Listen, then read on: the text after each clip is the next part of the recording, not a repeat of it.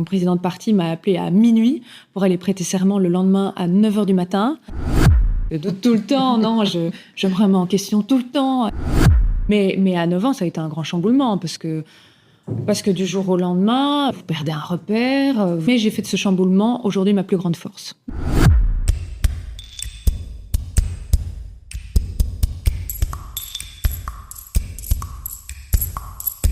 Je suis Julie Denis et tu écoutes La Psy des entrepreneuses. La solidité mentale, c'est l'un des leviers les plus sous-estimés quand on entreprend. Ici, on parle moins de ce qu'on fait et plus de qui on est. Les doutes, l'incertitude, la pression, la fatigue, les moments de bascule, c'est de ça qu'on parle. Et surtout, qui on décide de devenir pour les traverser. Bonne écoute. J'ai rencontré Éléonore Simonet lors d'une conférence co-organisée par Partena Professional où elle est intervenue. Et lors de cette conférence, ce qui m'a marqué, c'est évidemment le focus qu'elle met sur les femmes entrepreneuses et sur la santé mentale des entrepreneurs. Et puis, c'est aussi sa présence et sa prestance, tant sur la scène qu'en dehors. Et c'est exactement ce dont on va parler aujourd'hui. Sa vision de l'entrepreneuriat en tant que ministre et aussi qui est la femme derrière la fonction. Cet épisode est justement proposé en collaboration avec Feeling Great by Partena Professional. Feeling Great, c'est la plateforme incontournable sur la santé mentale et le bien-être mental des indépendants. On y retrouve articles de blog, baromètres bien-être, webinaires et ateliers, tout ça proposé gratuitement par Feeling Great pour vous aider et vous soutenir au niveau de votre bien-être mental. Parce qu'on le sait, entreprendre, c'est cardio. Je ne peux que vous conseiller la plateforme puisque ça fait 2 ans que je collabore avec Partena Professional pour mettre en place ce projet. Le lien vers la plateforme est dans les notes de l'épisode ou rendez-vous directement sur feelinggreat.be. Je vous laisse maintenant avec notre ministre. Alors, bonjour Éléonore Simonet, merci d'avoir accepté mon invitation sur le podcast aujourd'hui. Merci beaucoup, bonjour Julie. Alors, j'en doute, mais ne sait-on jamais, pour ceux ou celles qui ne te connaîtraient pas, je te présente brièvement. Tu es ministre fédéral des classes moyennes, des indépendants et des PME depuis une bonne année maintenant, depuis février l'année dernière. Plus localement, tu es aussi conseillère communale à Woluwe-Saint-Lambert. Ça, c'est en très très bref ce que tu fais. Mais si on enlève justement ce que tu fais, qui tu es, toi, qui est la personne derrière la ministre? Difficile, parce que c'est vrai que j'ai plus l'habitude de parler de mes actions, de ce que je fais maintenant dans mon portefeuille ministériel depuis un peu plus d'1 an pour nos indépendants et nos PME. Mais je résumerai, moi je suis une jeune bruxelloise, j'ai 28 ans, j'ai toujours vécu à Bruxelles. Pour ceux qui connaissent un peu Bruxelles, moi j'ai vraiment fait les 2 côtés du canal, comme je les appelle, Anderlecht et maintenant à Woluwe-Saint-Lambert, tu l'as rappelé. Et je suis une amoureuse de la vie, une épicurienne. J'aime profiter du bon temps quand j'ai le temps, traîner avec des amis, aller boire un verre. Je connais bien l'oreca bruxellois, et tant mieux. Et je suis à la base avocate de formation. J'ai étudié le droit à l'Université Saint-Louis et puis à l'UCL à Louvain-la-Neuve. Et je me suis lancée en tant qu'avocate au barreau de Bruxelles en droit des sociétés. Okay. Ce que j'étais en fait toujours jusqu'à ma nomination il y a 13 mois, puisque quand j'étais à l'époque députée bruxelloise, j'ai été élue en juin 2024, j'arrivais à allier les deux. Je disais que mon mandat, c'était député, et à côté, j'avais un mi-temps. Je travaillais comme avocate et j'arrivais à allier les deux. Donc voilà, une jeune avocate bruxelloise dont la vie a un petit peu changé il y a 13 mois. Oui, c'est ça. Ce qui n'est plus le cas aujourd'hui, la possibilité d'allier les deux. Alors, je suis toujours inscrite au barreau de Bruxelles, indépendante toujours, parce que c'est mon métier. Mais effectivement, prendre des dossiers ce serait pour l'instant impossible. Donc, comme avant, je dis toujours, je m'occupais des intérêts privés, j'avais des clients. Maintenant, je m'occupe des intérêts un peu plus d'un plus grand nombre de clients. C'est pas des clients, c'est 1 300 000 indépendants et 1 200 000 PME. Donc, j'ai déjà de quoi faire. Oui, effectivement. Alors, ce que je te propose pour aujourd'hui, c'est d'avoir deux grandes parties dans le podcast. La première, c'est plutôt sur ta vision, tes actions justement, les décisions potentiellement que tu as prises ou que tu vas prendre en tant que ministre. Et puis une deuxième partie, plutôt pour apprendre à connaître justement la femme derrière la ministre. Tu le disais, à 28 ans, tu es devenue ministre, c'est un record en Belgique, la plus jeune ministre fédérale à 27 ans. Oui. Et donc voilà, parler un petit peu de tout ça et de comment toi tu vis ça en deuxième partie. Parfait. Je vais d'abord parler d'espoir, parce que pour les côtoyer, nos indépendants et indépendantes, depuis maintenant 13 mois au quotidien, moi, le cabinet est toujours ouvert, comme tu le vois aujourd'hui. Moi, j'accueille qui veut ici, et je suis aussi beaucoup à leur rencontre, parce que je trouve que pour pouvoir appliquer des politiques correctes, qui apportent des réponses concrètes, il faut d'abord les écouter. C'est très bien de travailler avec son cabinet, c'est très bien de travailler avec l'administration, mais il faut surtout écouter ce qui se passe sur le terrain. Et l'espoir, c'est que je vois qu'on a vraiment des talents en Belgique. On a des gens super motivés, qui partent, ça passe du boulanger, de la boulangère au coin de ta rue, qui fait vivre son quartier. Ça passe du start-upper qui commence avec une idée dans son lit ou dans son garage et qui en fait un projet extraordinaire et qui se retrouve peut-être à être une de nos prochaines licornes ici en Belgique. Et donc l'espoir, c'est de voir qu'ils ont toutes les clés en main. Mais moi, mon rôle en tant que politique, c'est de créer vraiment les conditions les plus optimales à l'entrepreneuriat. Parce que pour les rencontrer, je suis pas non plus complètement naïve, je constate des choses.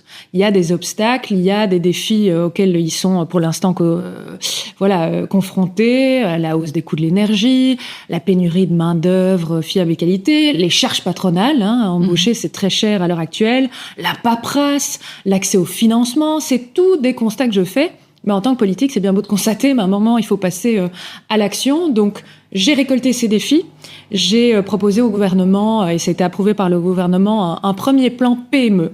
89 mesures très concrètes qui répondent à ces défis-là, de paperasse, de financement, de renforcer l'équilibre entre vie privée, vie professionnelle, renforcer le statut social de nos indépendants, leur donner plus d'accès au marché public pour nos plus petits acteurs économiques. Bref, des réponses concrètes à leurs problématiques. C'est un plan que j'ai voulu vraiment transversal.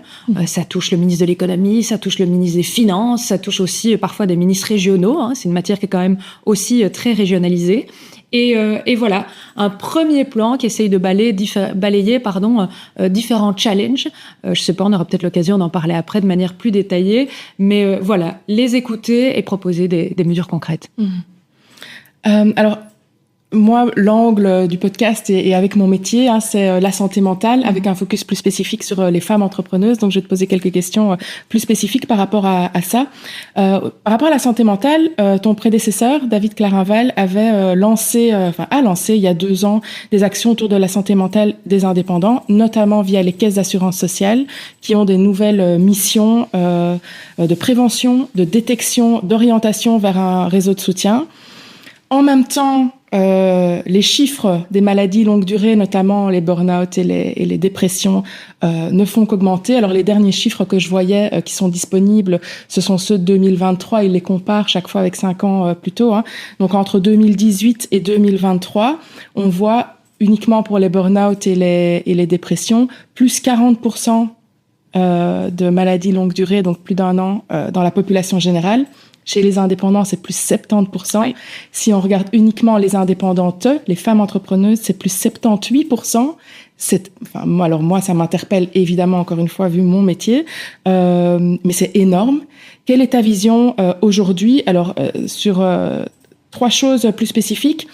La santé mentale des indépendants de manière générale, les besoins en prévention, mais aussi en accompagnement, puisque les personnes qui y sont déjà ne font qu'augmenter, et peut-être du rôle des responsabilités individuelles versus sociétales et politiques par rapport à ce constat-là. J'ai les mêmes chiffres que toi. Effectivement, en 2018 et 2023, 70%, je crois que c'est 69,59, mais on va pas faire les fiers de dire qu'il y a 0,41 de battement, et ce sont des chiffres qui me préoccupent. Parce que un entrepreneur, sa vie, c'est souvent beaucoup son business c'est sa vie. Une entreprise qui va mal, c'est un entrepreneur qui va mal, et un entrepreneur qui est pas au top et qui ne se soigne pas, c'est au final son activité professionnelle qui en pâtit. Tout à fait. Et c'est le serpent qui se mord la queue, et ces chiffres à la fois me préoccupent, m'inquiètent, mais aussi me rassurent d'une part dans le sens que on en parle. Maintenant, on en parle de la santé mentale. On ose dire, je vais voir un psychologue, je me soigne, je vais voir un médecin. Je n'en peux plus, là, il faut que je fasse un pas de côté. Parce que, et je veux pas faire de l'agisme, mais quand je rencontre des entrepreneurs, j'ai l'impression que ce sont nos entrepreneurs un peu plus âgés qui me répondent souvent quand je parle d'équilibre vie professionnelle, vie privée. J'ai parfois des réponses et je ne veux pas du tout leur mettre le doigt dessus, mais qui me disent, moi, je me reposerai quand je serai mort, ou moi, j'ai pas le temps de m'arrêter. Et je les comprends, parce que l'aventure entrepreneuriale, c'est du 100%. On est à la fois juriste, comptable, employeur. C'est un micmac de tout. C'est parfois difficile de faire la différence. Il y a un peu un flou entre sa vie privée et sa vie pro. Donc, je suis rassurée à la fois qu'on en parle. Et je suis rassurée aussi, et c'est quelque chose que je plaide, que le gouvernement en fasse vraiment une priorité. Cette prévention, ce bien-être mental et la prévention, parce qu'au niveau fédéral, on peut agir sur la prévention. Et tu l'as rappelé aussi, des mesures qui ont déjà été prises dès janvier 2024, avec un financement, je crois que c'est 4 millions d'euros par an qui a été donné aux caisses d'assurance sociale pour qu'ils puissent vraiment agir dans la prévention du bien-être mental chez nos indépendants. Je voulais aussi, je fais une digression parce que tu parles de santé mentale, il y a vraiment 2 grands groupes de maladies qu'on retrouve le plus chez nos indépendants. Un tiers qui sont en invalidité, c'est-à-dire en incapacité de travail depuis plus d'1 an. Vous avez un tiers pour troubles psychologiques, si j'ose dire, je ne sais pas si j'utilise le bon terme, et un tiers pour troubles musculo-squelettiques. Donc c'est vraiment 2 grands soucis qu'on croise à l'heure actuelle. Et qu'est-ce qu'on a mis en place ? C'est, comme tu l'as dit, l'aspect financier avec les caisses d'assurance sociale qui maintenant ont une mission légale supplémentaire, mais je pense qu'il faut aller aussi plus loin.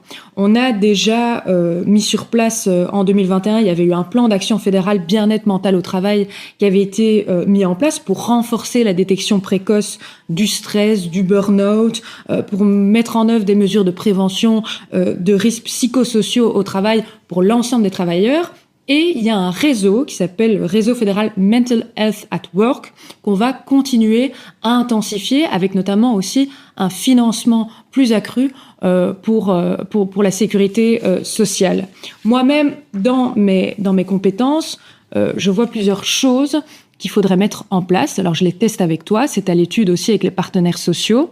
C'est pourquoi pas aussi instaurer une possibilité de se mettre en invalidité partielle. Parce qu'on sait que ça pourrait peut-être éviter d'arriver trop loin, d'arriver vraiment au burn-out total, j'ai envie de dire, et devoir se mettre à l'arrêt total de ses activités, mais qu'un indépendant puisse à un moment faire un pas de côté, déléguer certaines tâches et de se dire, pour les troubles musculo-squelettiques aussi, mais je pense par exemple à quelqu'un qui travaille sur les toits, de dire, moi j'ai très très mal au dos, je peux encore mesurer les dalles, les fenêtres, etc.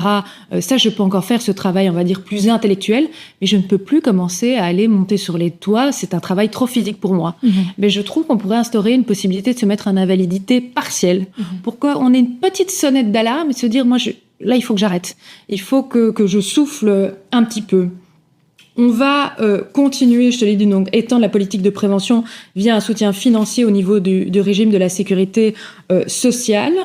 On va également, pour permettre à nos indépendants de se consacrer à leur rétablissement, à leur pleine santé, c'est limiter toute cette paperasse inutile quand on se met en arrêt de devoir donner les certificats à X, de devoir réclamer pendant X temps les indemnités de maladie, etc. Je veux limiter le recours au non-take-up, que ça se fasse de manière beaucoup plus fluide pour que l'indépendant puisse se concentrer vraiment sur son rétablissement. Ça, c'est une chose qui m'importe. Je suis notamment très contente maintenant que les certificats médicaux vont être électroniques, parce que ça va permettre, et ça permet depuis le 1er janvier 2026, je veux vraiment qu'il y ait un flux beaucoup plus fluide entre le médecin, la mutualité, et puis la mutualité et l'INASTI, pour qu'on puisse vraiment se concentrer sur son bien-être. Alors moi, toutes les mesures sont bien entendu ouvertes et je suis à ton écoute parce que c'est ton métier, t'es psychologue des entrepreneurs, etc. Mais je pense qu'on doit vraiment faire de la prévention, de l'écoute, une des priorités de ce gouvernement. Oui, alors je pense qu'effectivement, la prévention... c'est par définition, la prévention prévient le fait qu'il y en ait plus, et je pense que c'est une stratégie à moyen voire long terme, une bonne stratégie. C'est d'ailleurs avec la convention, alors là c'est pas tant pour les entrepreneurs de manière spécifique ou pour les indépendants de manière spécifique, mais il y a cette convention de soins psychologiques de première ligne qui existe, soins de première ligne avec une moyenne de 8 sessions par an par personne. C'est déjà dans cette idée-là que les personnes puissent très facilement, très vite aller chez un psychologue pour des petites choses, sans attendre. En moyenne, c'est 6 à 10 ans. Les études montrent 6 à 10 ans avant entre les premiers symptômes et le moment où quelqu'un va voir un psychologue. Ils attendent en moyenne 6 à 10 ans. Et d'arriver parfois jusqu'au point de non-retour. Tout à fait. Et donc, on voit et je pense que c'est une bonne chose. En attendant, je suis aussi psychologue conventionnée. En attendant, sur le terrain, ce qu'on voit, c'est qu'il y a énormément de personnes qui arrivent et qui toquent à nos portes, moi et mes collègues psychologues, qui en fait arrivent avec des problèmes plus profonds que juste légers à modérés, plus que première ligne, mais qu'aujourd'hui, comme il y a 6 à 10 ans, il n'y avait pas encore ces mesures-là, eh bien on a dans un entre-deux où il y a besoin, il y a des besoins aussi au niveau plus curatif pour les personnes qui sont déjà arrivées beaucoup plus loin. Et on le voit avec les chiffres, effectivement, je pense qu'en partie, c'est peut-être les personnes qui en parlent plus et s'autorisent plus à s'arrêter. Ça en fait partie. Entre 2018 et 2023, soyons totalement honnêtes, il y a quand même aussi le Covid. Le Covid qui nous a pas fait du bien. Qui nous a pas fait du bien, effectivement.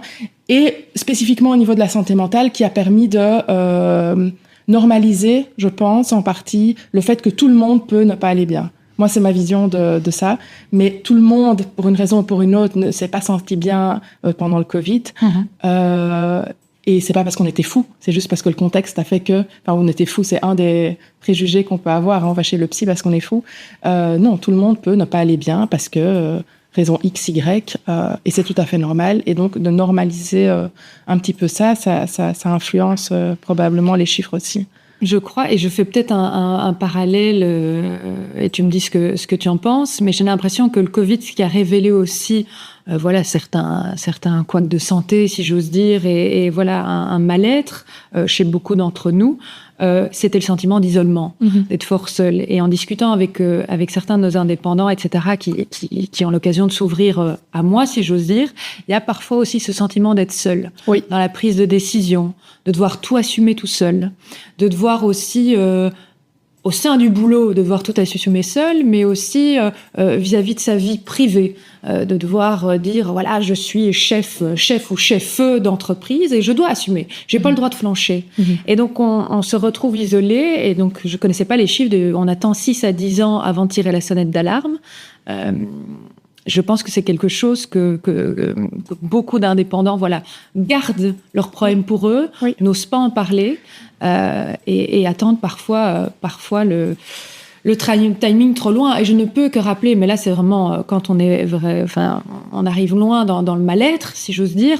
C'est moi je ne peux que soutenir, et je les rencontre au quotidien, tout ce qu'on a comme service, l'ASBL, Impasse dans la passe. Je dois le rappeler, j'imagine que tu le rappelles parfois, que les gens ne sont pas seuls, qu'il y a des services d'aide. Tu parlais de l'aide de première ligne psychologique. Et il y a aussi toutes ces ASBL qui tendent la main à nos entrepreneurs qui parfois ne savent plus trop quoi faire. Et l'ASBL Impasse dans la passe, pourquoi j'en parle? Parce que de tête aussi, ce sont parfois souvent des entrepreneurs qui ont eux-mêmes connu un burn-out, qui sont en finale au bout du téléphone. Donc il faut pas hésiter. Je pense qu'on est dans une ère où on doit savoir tendre la main.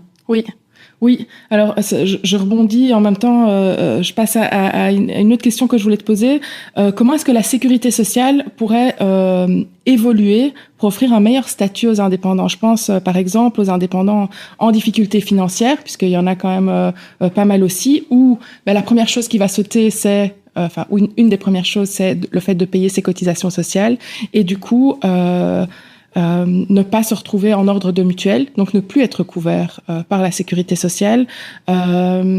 ou encore le montant relativement bas des indemnités lorsqu'un indépendant se retrouve en incapacité de travail, puisque ce sont des montants forfaitaires et selon la situation d'un indépendant à l'autre, parfois ça sert uniquement à couvrir les charges de loyer ou autres qui continuent à courir dans la partie de l'activité. Quelle est ta vision là-dessus et qu'est-ce qu'on pourrait faire à ça? Ma première vision, c'est que mon but, c'est de renforcer encore et toujours plus le statut social des indépendants et des indépendantes. On a un accord de gouvernement qui est clair, qui parle d'une harmonisation le plus possible des statuts entre salariés, indépendants et fonctionnaires. Et j'ai envie de dire, quand on parle d'harmonisation pour les indépendants, forcément, alors on va vers le haut, parce qu'on n'a pas le filet de sécurité le plus large. Il faut pas se le cacher. J'ai ce que je fais, ce que je suis en train de faire, de renforcer ce statut, mais en gardant un garde-fou en tête.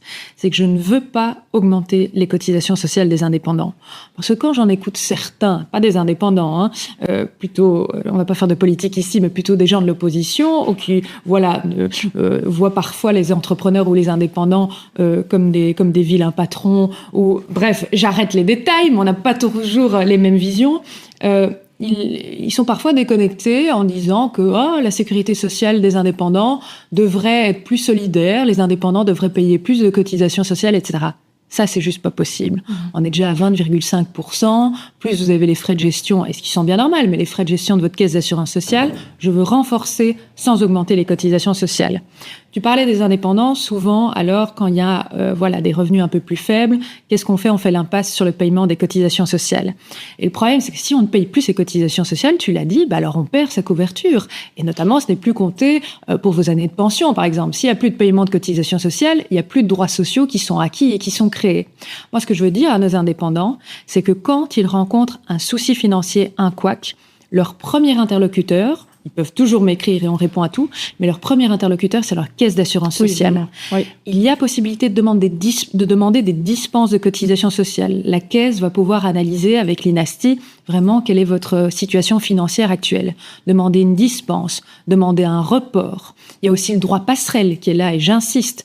Quand on a, indépendamment de notre volonté, ça va moins bien, on doit stopper son activité pour telle ou telle raison, on peut bénéficier du droit passerelle. Donc, il faut vraiment, quand on a un souci, contacter sa caisse et ne pas se dire « j'arrête simplement tout bonnement de payer mes cotisations sociales ». Non, toujours avertir sa caisse. Ça, je voudrais le dire. Lié à ça, tu parlais d'un autre point sur lequel je veux rebondir et j'ai oublié. J'ai parlé en deuxième bout de question. Les indemnités mutuelles. Et tu parlais des indemnités, c'est forfaitaire. Oui.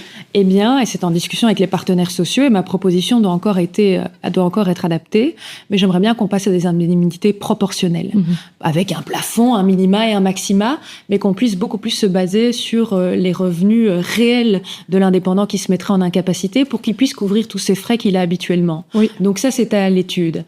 Renforcer le statut social des indépendants, qu'est-ce que je fais par exemple, et c'est plus loin que tout, mais que la santé mentale ou autre, mais voilà, j'essaie d'offrir une couverture maximale pour nos indépendants. On en reparlera peut-être quand on parlera des femmes, mais par exemple, je suis très heureuse que le gouvernement ait accepté sur ma proposition, d'allonger le congé de maternité pour nos indépendantes. On passe de 12 à 15 semaines, parce que j'aime bien dire, on souhaite l'harmonisation, faisons-la. Une maman égale une maman, un bébé égale un bébé. Je ne vois pas pourquoi il pâtirait du statut social de sa mère. Et j'étais pleine de clichés. Au début, je vais être tout à fait honnête avec toi. Je m'étais dit, je veux allonger ce congé de maternité, mais dans les faits, il n'y a pas beaucoup d'indépendantes qui prendront les 15 semaines si on leur offre la possibilité de les prendre. Je me trompais totalement.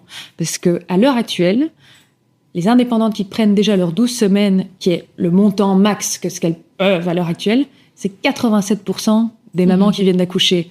Donc je pense qu'on est dans une période en 2026 où les mères indépendantes ont cette envie d'équilibre vie privée, vie professionnelle et vouloir s'occuper et accompagner dans ces premiers pas, ils ne marchent pas encore à 15 semaines, mais dans ces premiers mois, leur bébé. Je renforce le statut social notamment en permettant un congé parental d'ici 2028. Il y a 4 mois de congé parental pour les salariés, hommes et femmes, 0 pour les indépendants. Je trouve que ça doit changer. Voilà, c'est toutes des idées avec un budget limité. On va pas se le cacher, on est dans un contexte budgétaire compliqué. Je ne veux pas non plus augmenter les cotisations sociales de nos indépendants, mais voilà, je veux encore et toujours plus leur renforcer leur statut social. Chouette, plein de chouettes actions. J'ai hâte de voir ce qui va être adopté. Ça va être adopté. C'était approuvé par le gouvernement. Maintenant, ça doit être mis dans des textes de loi et ils n'ont pas le choix. Ils doivent signer. Hein.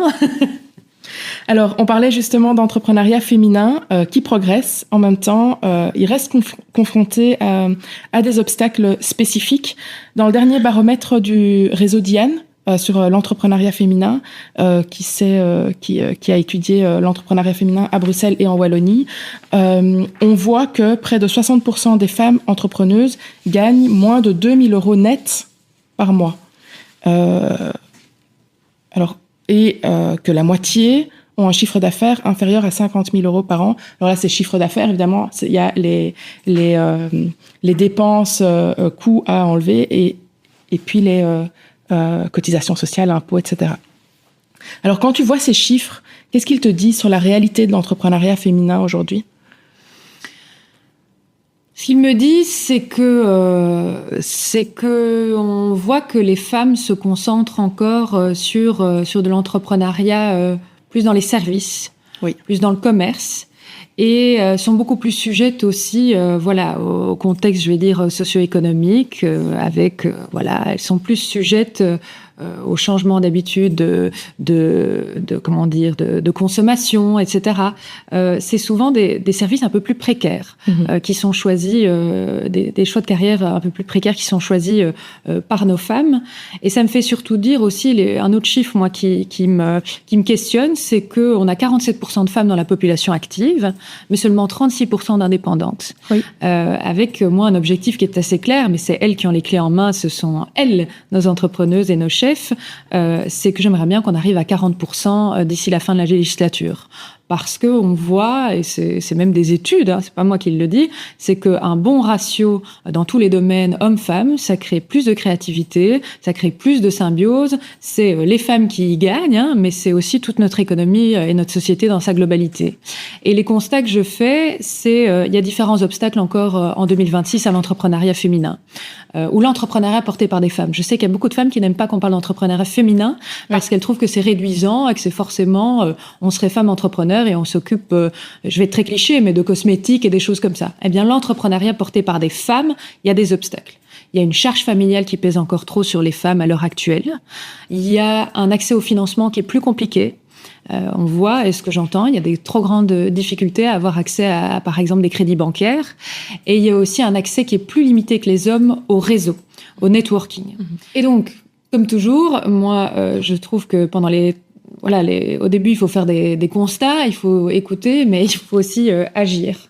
Quand je parlais, premier obstacle, c'est charge familiale, l'équilibre vie pro et vie privée. Je suis très contente de pouvoir, introduire un congé parental dans le statut social des indépendants. Je suis très heureuse de pouvoir permettre à nos femmes indépendantes de prendre un congé de maternité bientôt égal à celui d'une salariée, de pouvoir s'occuper de leur bébé. Je suis très heureuse aussi que depuis janvier 2026, les indépendantes qui ont accouché sont dispensées du paiement de cotisation sociale pendant 6 mois, ce qui peut quand même représenter des sommes immenses et sans impacter leur pension. Et puis aussi le deuxième axe, je vais peut-être un peu trop vite, tu me dis si on ne me suit plus, je te parlais de l'accès au financement. Je veux incriminer personne auprès des banques, mais je vois beaucoup les banques et notamment Febelfin. C'est le retour de terrain que j'ai. C'est que les femmes ont plus de difficultés à avoir accès à un crédit. Alors, je remets pas toute la faute sur les banques. Il y a aussi peut-être un problème où on parle du syndrome de l'imposteur. Moi, j'ai souvent des femmes qui me disent il me faudrait 500 000 pour mon projet. Bon, je vais demander 250 000. Oui. Alors que parfois, je suis peut-être encore cliché, mais j'ai l'impression qu'un homme va se dire il me faudrait 500 000, mais je vais demander 750 000. Oui. Qui a comme ça une bascule. Oui. Et nous-mêmes, on doit faire un travail sur nous, qui notamment doit être aidé par les réseaux de femmes que je soutiens, le networking, d'apprendre à construire un business plan, d'apprendre on a un projet, on a le talent, eh bien, je me lance, je crois en mon projet, je vais le pitcher, je vais le défendre, et je vois pas pourquoi j'aurais un crédit bancaire moindre que celui d'un homme. Zut. Donc, il y a ça qu'on est en train, qu'on doit stimuler, hein, la confiance des femmes en leurs projets. Il y a aussi ce que je vais mettre en place, sur lequel on est en train de travailler, c'est je m'inspire du code V néerlandais. Qu'est-ce que c'est le code V? C'est de pouvoir, moi je dis comme en néerlandais, meten is weten.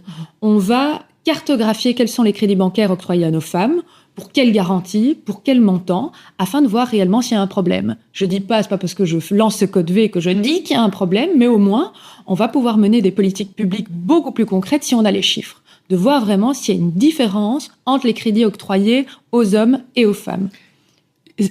Ça va mesurer les crédits octroyés ou aussi les crédits non octroyés? Ah oui, le but c'est vraiment de voir aussi quels sont ce qui est bypassé. Sinon, oui. Voilà, on est en train de mettre ça en place. Je vais pas révéler les choses parce que il faut cartographier. Est-ce qu'on va se baser sur les données de la BCE? Est-ce que parce que aussi, qu'est-ce que c'est une entreprise de femmes? Est-ce que c'est parce que la dirigeante ou l'administrateur est femme? Est-ce que c'est parce que la plupart des employés sont femmes? Tu vois, il faut vraiment qu'on définisse ce que c'est aussi une entreprise de femmes. Donc meten is weten, j'ai envie de voir parce qu'on me rapporte des problèmes. Les banques me disent qu'il y en a pas. Eh ben, on va cartographier et on verra. Il y a aussi, et ça a été approuvé par tout le gouvernement, nous allons demander aux banques de faire des formations internes aux éventuels biais de genre inconscients lors de l'octroi de crédit. Oui. Donc voilà, c'est tout l'accès au financement que je veux renforcer. Et à côté de ça, d'autres mesures, promotion du crowdfunding, réforme du tax shelter, parce que, désolé, mais l'argent, c'est le carburant des idées de nos entrepreneuses et entrepreneurs. Hein, bien sûr. C'est le nerf de la guerre, donc il faut bien. Et puis les réseaux de femmes que je continuerai à soutenir, et notamment les femmes issues de la diversité, parce qu'on voit qu'elles ont encore plus de mal que les femmes d'origine belge, si j'ose dire, et bien que les femmes issues de la diversité, avec un parcours migratoire, ont plus de mal à créer du lien et des réseaux. Mmh. Très bien, merci pour toutes ces explications et tous ces éclairages. J'aimerais passer, il nous reste un tout petit peu de temps, j'aimerais passer à la femme derrière la ministre. Alors on le disait tout à l'heure, tu es devenue la plus jeune ministre fédérale de l'histoire du pays. Est-ce que tu t'y attendais? Est-ce que tu l'espérais? Et quand tu as compris que c'était réel, qu'est-ce que ça t'a fait intérieurement?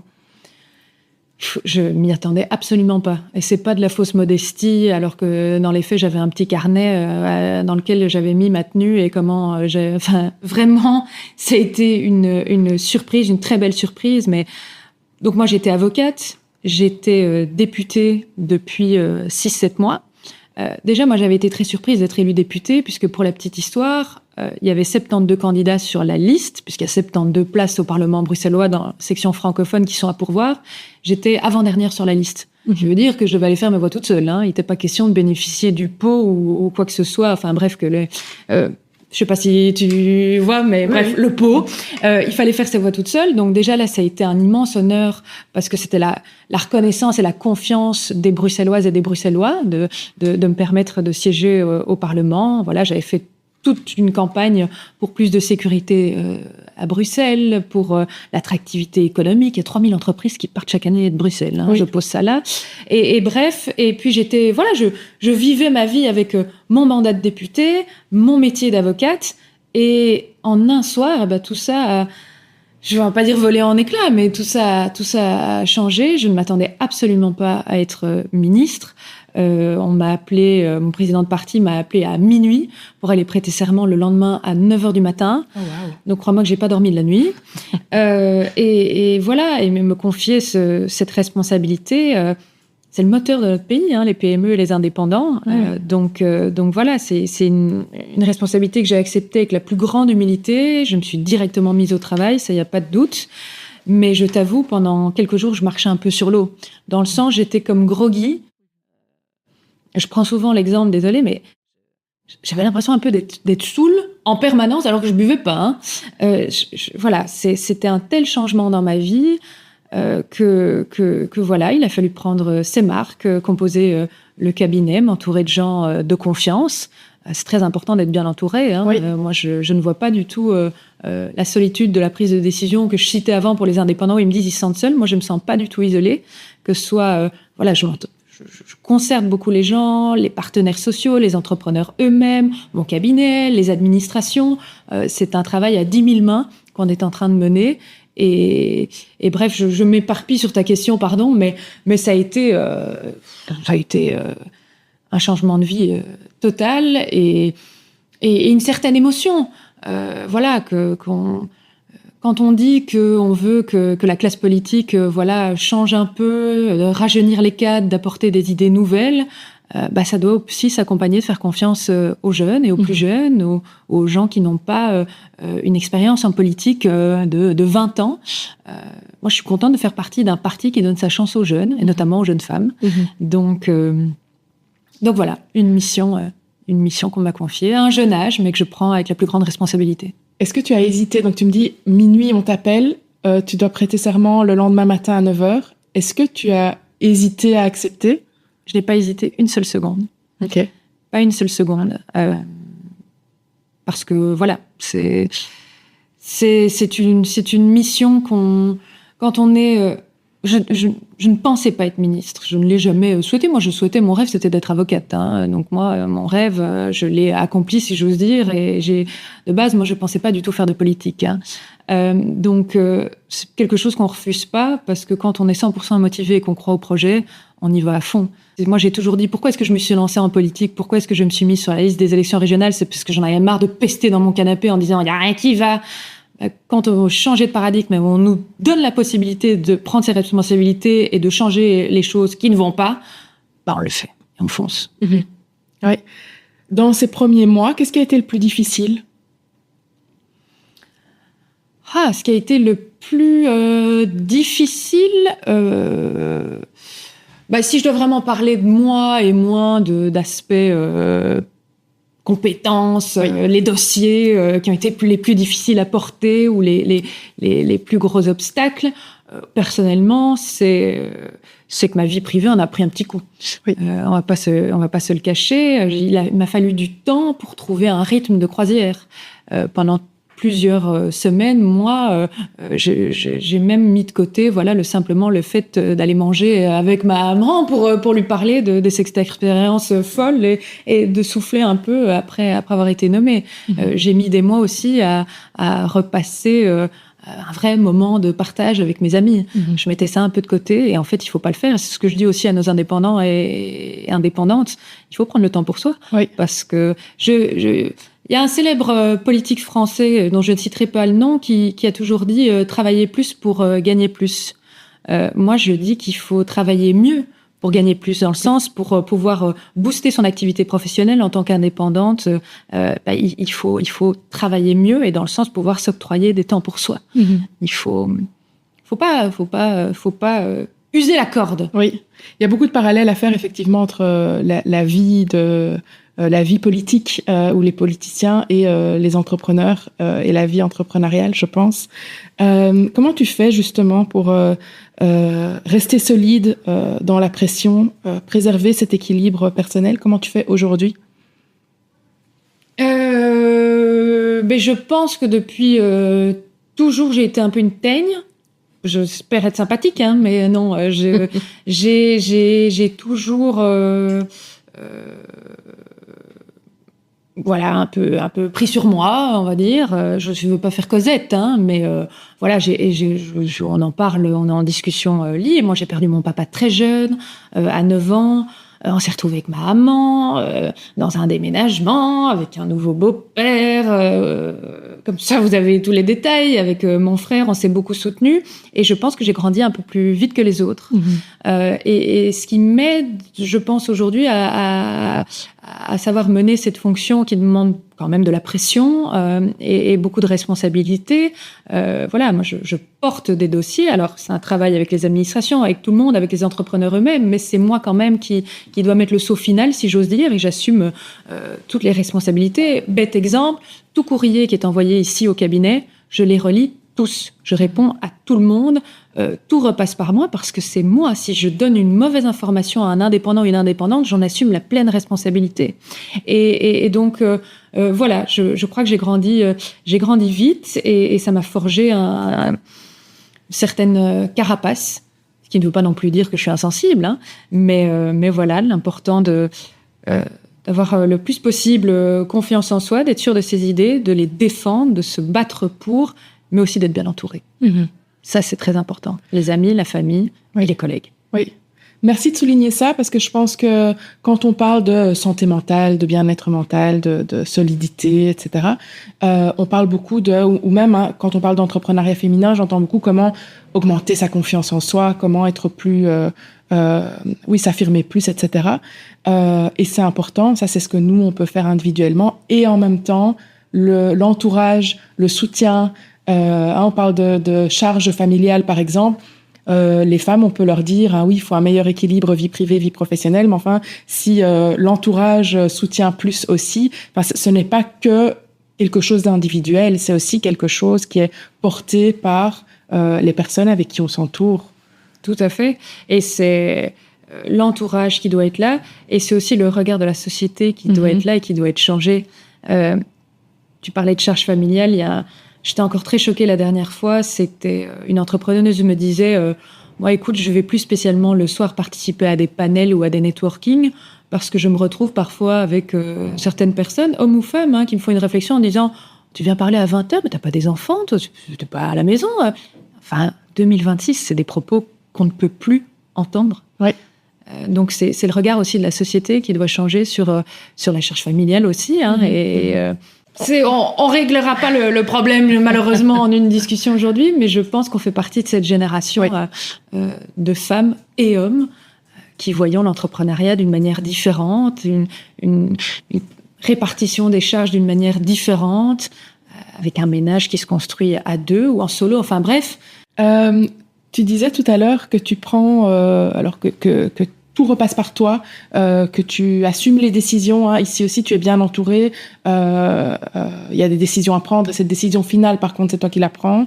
Et que tu assumes ces décisions-là. Quand on te voit, alors on se rencontre aujourd'hui, on s'était déjà rencontré avant. Bon, forcément, je t'ai déjà vu parler aussi sur les réseaux ou enfin dans d'autres vidéos. Tu as une prestance, tu as une assurance, ou en tout cas c'est ce que tu dégages. Est-ce qu'il y a des moments où tu doutes, où tu ne t'es peut-être pas sentie légitime?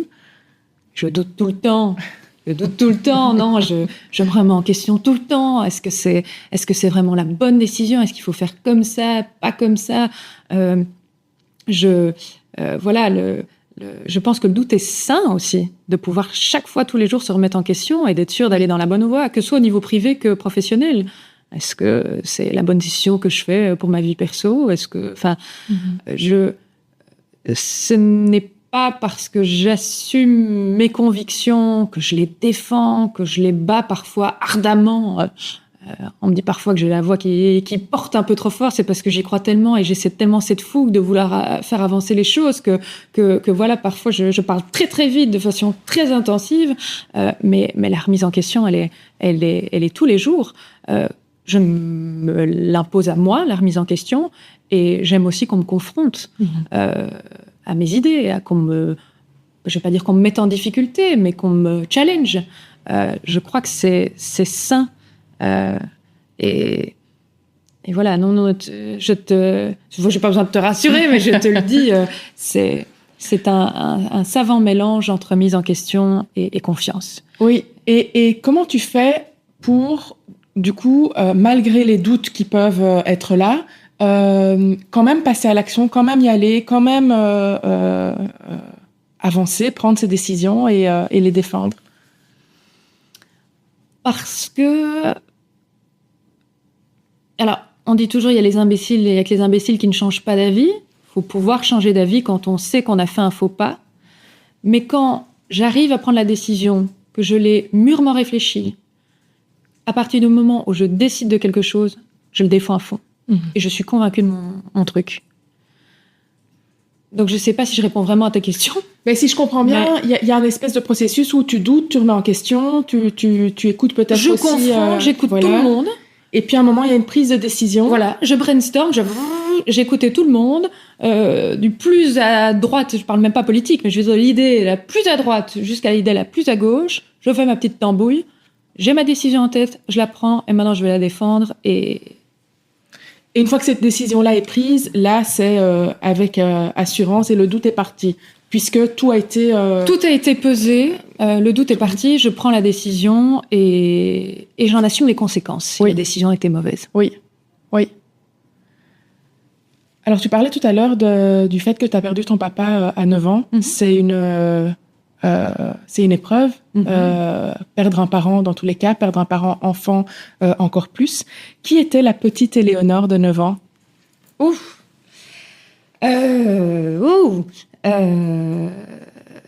Écoute, j'étais une petite fille très très heureuse, une petite fille qui adorait l'école, une petite fille qui adorait, j'avais la chance d'avoir des grands-parents parce que bruxelloise, avec un petit jardin, j'avais la chance d'avoir un petit jardin à Anderlecht, mais qui faisait quand même la taille d'un timbre-poste, et j'avais la chance d'avoir des grands-parents qui vivaient dans les Ardennes, et maman et papa qui travaillaient beaucoup, donc nous, tous nos vacances, nos week-ends, nos congés scolaires, on était fourgués chez mes grands-parents.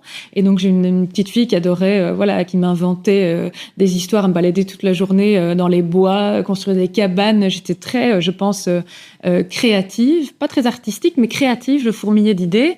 Et je vivais dans une bulle, il faut pas se le cacher, parce que jusqu'à mes 9 ans, j'avais ma petite routine, les week-ends chez mes grands-parents, le mercredi, mon cours de danse, ma petite école primaire à Anderlecht où on se connaissait tous, qui était une école très familiale.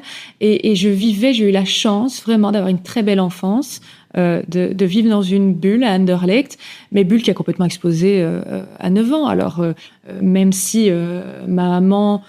qui a toujours beaucoup travaillé, en travaillant à Liège. Elle était clerc de notaire à Liège dans une étude notariale. C'était compliqué avec 2 jeunes enfants, plus les trajets, les navettes, et puis il faut s'occuper quand on rentre des devoirs, des courses. Enfin bref, c'est ce que vivent beaucoup de nos concitoyens. Hein. Je ne me plains pas, c'est la réalité, de maman solo, de papa solo. Mais à 9 ans, ça a été un grand chamboulement, parce que du jour au lendemain, vous perdez un repère. Mon père était, je me le cache pas, je suis très fière de lui. Mon père faisait de la politique, il était bourgmestre d'Anderlecht, donc du jour au lendemain, toutes les habitudes changent, le regard des autres change. Ça a été un chamboulement. Mais j'ai fait de ce chamboulement aujourd'hui ma plus grande force. Voilà, je sais pas, mais j'ai l'impression de faire Cosette. J'ai eu beaucoup de chance aussi dans ma vie, et j'ai une maman qui a toujours été soutenante. J'ai un frère qui a 6 ans de plus que moi. Et je suis très proche de lui. On est très très proches, même s'il vit maintenant à l'étranger.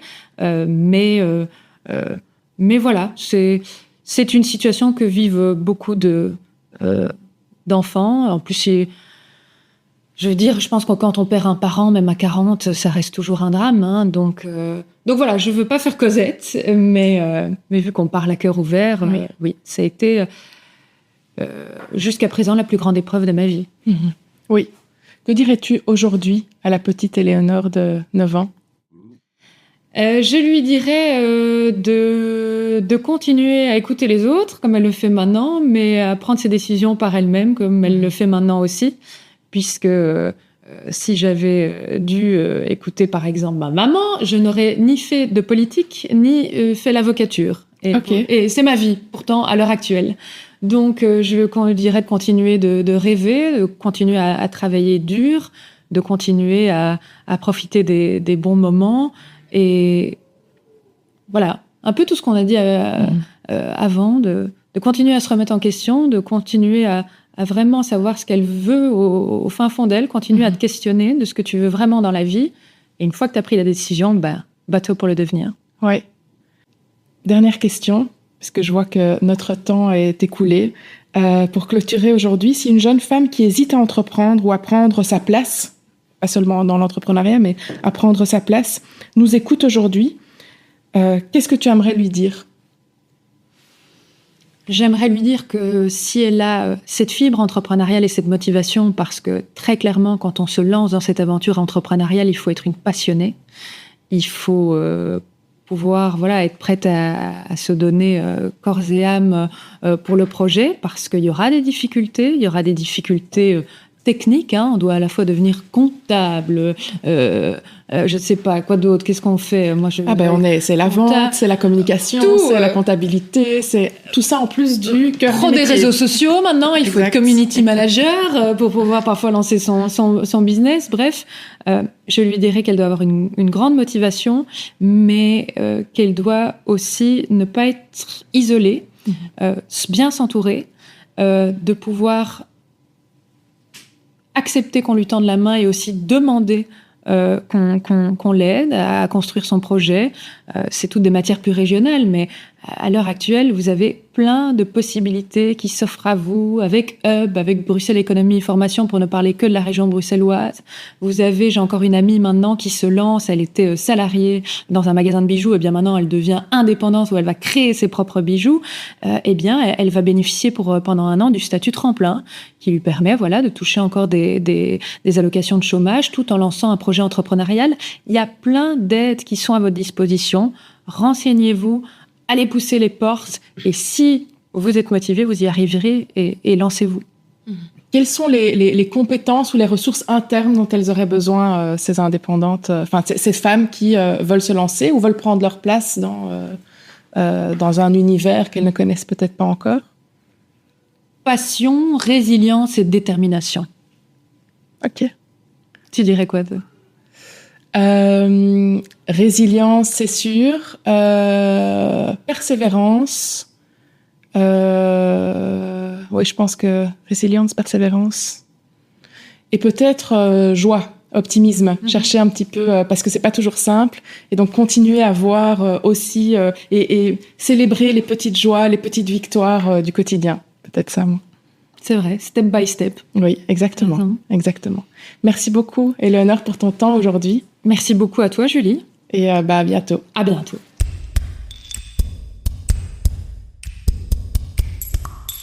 Merci d'avoir écouté cet épisode jusqu'au bout. S'il t'a parlé, touché ou fait réfléchir, tu peux m'aider à faire vivre ce podcast par une note, un commentaire, un partage à quelqu'un à qui ça pourrait être utile. Et abonne-toi si tu veux continuer ces conversations ensemble. Prends bien soin de toi et à bientôt. Toi aussi, tu utiliserais bien un petit coup de pouce pour ton bien-être mental? Je te conseille la plateforme Feeling Great by Partena Professional avec qui je collabore pour cet épisode. Tu y trouveras gratuitement toute une série de ressources, des articles de blog, un baromètre bien-être, des webinaires et des ateliers. Ça fait 2 ans que je travaille avec eux et je peux vraiment te les recommander. Toutes les infos et le lien vers la plateforme sont dans les notes de l'épisode ou rendez-vous directement sur feelinggreat.be.